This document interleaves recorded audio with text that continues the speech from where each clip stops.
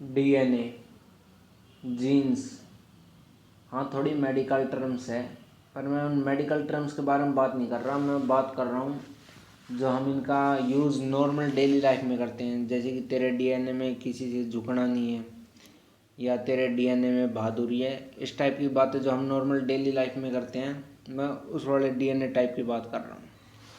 तो मेरा सवाल है, क्या इंडिया के डीएनए में है जलन? किसी अपने को भी आगे बढ़ता हुआ देख उससे जलन, उसे नीचे गिराने की कोशिश करना, उसे सपोर्ट करने की बजाय उस बैक बाइट करना, शायद है। मेन तो मैं आज सिद्धू मूसेवाले की बात करने वाला हूँ, पर अकेला उसकी बात नहीं है, आप किसी को भी देख लो। अगर कोई आगे बढ़ रहा है तो जो साथ के होते हैं, स्टार्टिंग में जो साथ चलते हैं, आगे चल के वही उनकी टांग खींचते हैं, वही उनकी काट करते हैं। ये ज़्यादा नहीं तो 10 में से हर 5 बंदे की कहानी यही है। तो इसका मतलब क्या समझा जाए? इंडिया के डीएनए में जलन है।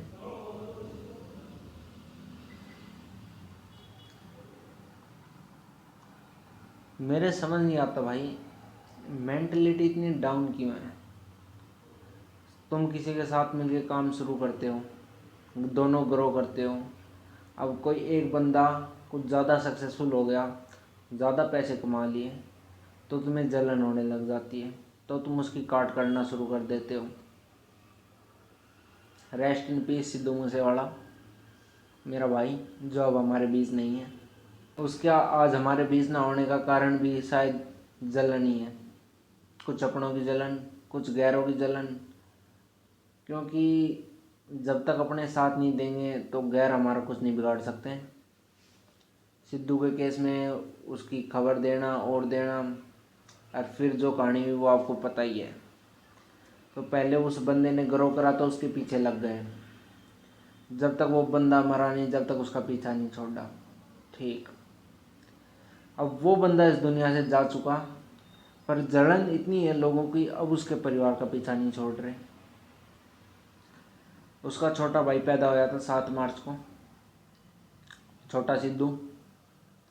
8 घंटे में पुलिस उनके आसपास पहुंच गई, पेरेंट्स से उनसे कह रही है कि ये बच्चा आपका, इसके प्रूफ दो, ये दो वो दो, फैमिली को परेशान करने। वो मैटर फैमिली ने संभाला। फिर उसके बाद जो उनके मैनेजर वगैरह थे और जो साथ के काम करने वाले थे, मतलब सिद्धू ने भाई मान के तो अपने साथ रखा उन्हें टीम में, पर उन्होंने भी गद्दारी करी। अब पिछले 9 महीनों से इनकी जो कंपनी है भाई की, मतलब सिद्धू मूसेवाले भाई के गाने के रुपए बन रहे हैं कुछ करोड़ों में, वो खा गए। वो दिए नहीं जा रहे उनके पेरेंट्स को, उनके परिवार को। अगर उनका परिवार उनसे हिसाब मांगता है तो हिसाब नहीं दिया जा रहा। फिर उनके पेरेंट्स ने रिपोर्ट दर्ज करवाई, उस पर कोई कार्रवाई नहीं हो रही।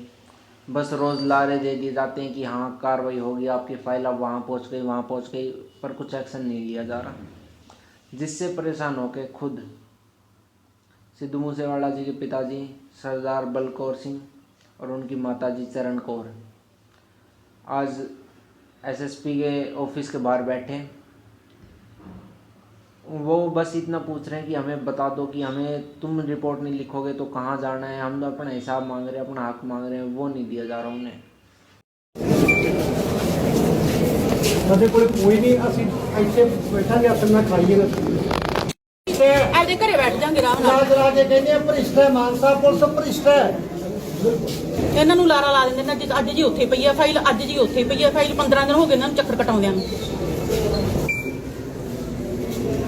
ਵੀ ਅਸੀਂ ਆਪਦੀ ਕਮਾਈ ਮੰਗ ਰਹੇ ਹਾਂ, ਅਸੀਂ ਕਿਹੜਾ ਕਿਸੇ ਦਾ ਡਾਕਾ ਮਾਰ ਰਹੇ ਹਾਂ, ਅਸੀਂ ਕਿਹੜਾ ਉਹਦੀ ਜੇਬ ਚੋਂ ਕੱਢ ਰਹੇ ਹਾਂ। ਮੇਰੇ ਪੁੱਤ ਦਾ ਖੂਨ ਹੈ। ਮਾਨਸਾ ਪੁਲਿਸ ਨੇ ਗੈਂਗਸਟਰ ਭਜਾਏ ਆ ਸਾਰੇ, ਦਿੱਲੀ ਪੁਲਿਸ ਨੇ ਫੜੇ ਸੀ, ਸੀਆਈ ਦੇ ਵਿੱਚ ਵੀਆਈਪੀ ਸਹੂਲਤਾਂ ਦਿੱਤੀਆਂ ਨੇ। ਅਸੀਂ ਫੇਰ ਵੀ ਚੁੱਪ ਕਰ ਗਏ ਵੀ ਤੇਰਾ ਪੁੱਤ ਸੀ, ਮਰ ਗਿਆ, ਤੇਰੇ ਮਗਰ ਨਹੀਂ ਕੋਈ, ਤੂੰ ਚੁੱਪ ਕਰ ਜਾ। ਵਾਹਿਗੁਰੂ ਨੇ ਐਡਾ ਵੱਡਾ ਉਹਦਾ ਦਿੱਤੇ ਸਾਨੂੰ, ਮੜੀ ਜੀ ਲੱਖਾਂ ਰੁਪਏ ਇੰਨੀ ਕੁ ਭੁੱਕੀ ਦਾ ਤਾਂ ਪਤਾ ਲੱਗ ਜਾਂਦਾ ਵੀ ਫਲਾਣੇ ਕੋਈ ਭੁੱਕੀ ਹੈ। ਇੱਕ ਦਿਨ ਭੁੱਖ ਗੱਡੀਆਂ ਭਰ ਕੇ ਲਾਇਸੈਂਸ ਅਸਲੀ ਦੀਆਂ ਲਈ ਤੁਰੇ ਫਿਰਦੇ ਰਹੇ ਨੇ। ਸਾਡਾ ਮਾਨਸਾ ਪ੍ਰਸ਼ਾਸਨ ਆਰਾਮ ਨਾਲ ਨੀਂਦ ਸੁੱਤਾ ਪਿਆ, ਗੂੜੀ ਨੀਂਦ ਸੁੱਤਾ ਪਿਆ। 5 ਦਿਨ ਇੱਥੇ ਫਿਰਦੇ ਰਹੇ ਨੇ ਮਾਨਸਾ ਦੇ ਵਿੱਚ ਗੇੜੇ ਕੱਢਦੇ ਉਹ। ਇਹ ਸ਼੍ਰੇਣੀ ਦੇ ਗੈਂਗਸਟਰ ਨੂੰ ਸੀਆਈ ਦਾ ਇੰਚਾਰਜ ਕਾਰ ਚ ਲਈ ਫਿਰਿਆ ਹੋਵੇ ਤੇ ਐਸਐਸਪੀ ਸਾਹਿਬ ਨੂੰ ਪਤਾ ਨਾ ਹੋਵੇ। ਇਹ ਮਾਨਸਾ ਪੁਲਿਸ ਦੇ ਕਾਰਨਾਮੇ ਨੇ। ਡਰਾਮੇ ਕੀਤੇ ਵੱਡੇ ਵੱਡੇ, ਪ੍ਰਹਾਰ ਕਿੱਥੇ ਪ੍ਰਹਾਰ ਕਰਦੇ ਹੋ? ਪਹਿਲਾਂ ਜਿਹੜੇ ਤੁਹਾਡੇ ਖਾਖੀ ਚ ਬੈਠੇ ਨੇ ਉਹਨਾਂ ਨੂੰ ਤਾਂ ਫੜ ਲਓ। ਅਸੀਂ ਤਾਂ ਉੱਜੜੇ ਆ, ਸਾਨੂੰ ਕੋਈ ਪਰਵਾਹ ਨਹੀਂ, ਸਾਡਾ ਕਲੀ ਧਰੀ ਹੋਈ ਹੈ। 2.5 ਸਾਲ ਤਾਂ ਅਸੀਂ ਪਹਿਲਾਂ ਚੁੱਪ ਕਰਕੇ ਉਹਨਾਂ ਦੀਆਂ ਸੁਣੀ ਗਏ ਵੀ ਭਾਈ ਸਾਨੂੰ ਦੱਸੋ ਸਾਡਾ ਕੀ ਕੁਛ ਹਿਸਾਬ ਕਿਤਾਬ ਕੀ ਹੈਗਾ। ਸਾਡੀ 2.5 ਸਾਲਾਂ ਚ ਉਹਨਾਂ ਨੇ ਸੁਣੀ। ਫਿਰ ਅਸੀਂ ਪ੍ਰਸ਼ਾਸਨ ਵੱਲ ਚੱਲ ਪਏ, ਫਿਰ ਸਾਡੀ ਪ੍ਰਸ਼ਾਸਨ ਨੇ ਨਹੀਂ ਸੁਣੀ।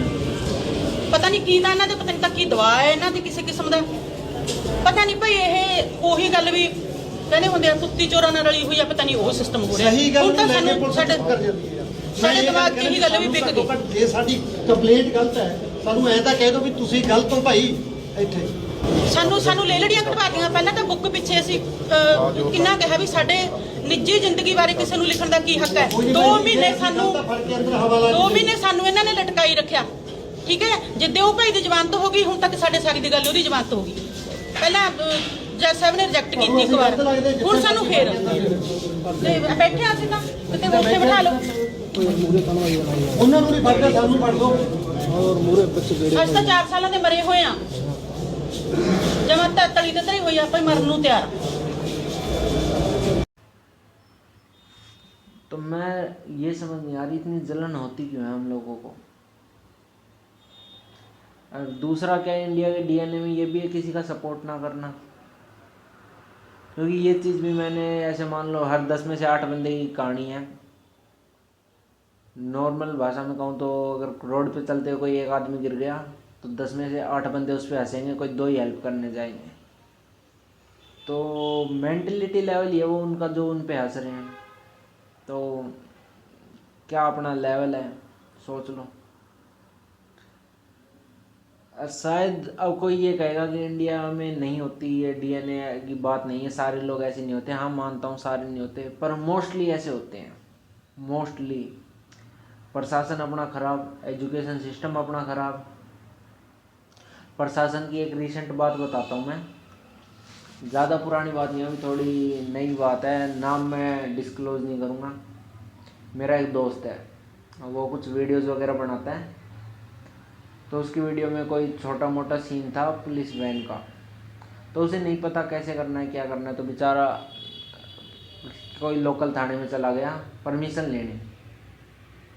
ना उससे ढंग से बात करी, ना उससे और कुछ कहा। अरे मतलब पुलिस ऑफिसर है तो बात करने का भी ढंग नहीं होता, उसे सीधा भगा दिया गया कि भाग जाए यहाँ से, ये कह के। उसे प्यार से मना किया जा सकता था, परमिशन नहीं देनी, कोई कारण बता सकते थे प्यार से, मतलब उनका बोलने का तरीका ऐसा। और वहीं अगर वो बंदा किसी बड़े नेता मंत्री की जान पहचान का होता, वहाँ से एक फ़ोन करवाता और सारा काम हो जाता उसका। है अपने सिस्टम में बहुत ज़्यादा खराबी। सिस्टम का तो नहीं कहूँगा मैं, लोगों में ही, अपनी लोगों में भी यार अपनी सोच ही ख़राब है। मोस्टली लोगों की सोच की बात तुम ऐसे मान लो, जो कलाकार इंडिया में रह के अपना काम कर रहे हैं, तुम उनके गाने के लिरिक्स देखो। जो कलाकार इंडिया छोड़ के किसी कारणवश बाहर चले गए, फिर बाहर से काम करना शुरू करा, उनके तुम लिरिक्स देखो। मैं म्यूज़िक की बात नहीं कर रहा, सिर्फ लिरिक्स, अंतर पता चल जाएगा तुम्हें। क्योंकि लिरिक्स भाई मेंटलिटी पे डिपेंड करते हैं। जो इंडिया में रह रहे हैं उनकी किस टाइप के लिरिक्स आ रहे हैं, जो बाहर से काम कर रहे हैं उनके किस टाइप के आ रहे हैं, क्योंकि ये अपने सराउंडिंग पे डिपेंड करता है। बाकी वैसे तो सब यूनाइटेड हो जाते हैं, पर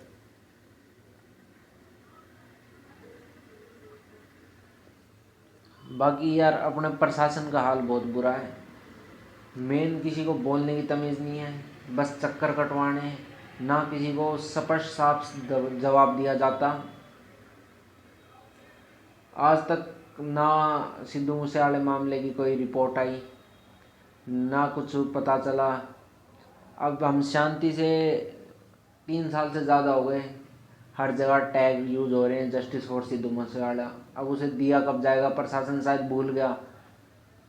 अब जनता आक्रोश नहीं दिखा रही, आंदोलन नहीं कर रही, धरने नहीं कर रही। अब प्यार से, अब समझ नहीं आता ना अपने प्रशासन को। फिर जनता रोड पे उतरेगी जब ऐसे कहेंगे ये फैन थोड़ी होते हैं जो ऐसे करते हैं वैसे करते हैं, दंगे फसाद करते हैं। और पहले प्रशासन को सोचना चाहिए। और बाकी छोड़ दो ये मेंटलिटी, सुधार लो अपनी मेंटलिटी। किसी का दुख में खड़ा होना सीखो, उसके साथ गलत के खिलाफ बोलना सीखो। ये ज़रूरी नहीं है कि जिस दिन तुम्हारे साथ गलत होगा उसी दिन तुम बोलोगे। किसी दूसरे के साथ गलत हो रहा है तो भी बोलना सीखो, वरना जिस दिन तुम्हारे साथ गलत होगा उस दिन तुम्हारे लिए भी कोई नहीं बोलेगा।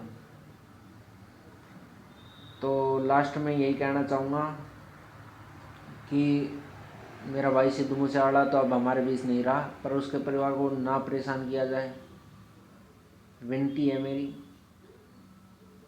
यार तुम सोच के देखो उस बंदे का क्या लेवल है, उसके परिवार का क्या लेवल है, उनके साथ ऐसा किया जा रहा है। तो आम आदमी की, किसी आम आदमी के साथ ऐसा क्या ही सलूक होगा। उनके साथ ऐसा किया जा रहा है तो किस आम आदमी के साथ प्रशासन क्या सलूक करता है वो सोच सकते हो तुम। लास्ट में इतना ही कहूँगा, मेरा भारत महान, पर कितना ये सब जानते हैं। पहली बात तो कोई बड़ा आदमी आके प्रशासन में मिलता है तो उससे जी करके बात करने, तलवे चाटने वाली बात है। वहीं कोई आम आदमी चला जाता है उस पर रोक जमाएंगे, ढंग से बात नहीं करेंगे, उसके सवालों को जवाब नहीं दिए जाएंगे। प्रशासन पब्लिक सर्वेंट है, पर हरकत मालिकों वाली। और मालिक भी कौन सा? जिसके पास कुछ रुपए होने की वजह से गुरूर है, तोड़ दिया जाएगा।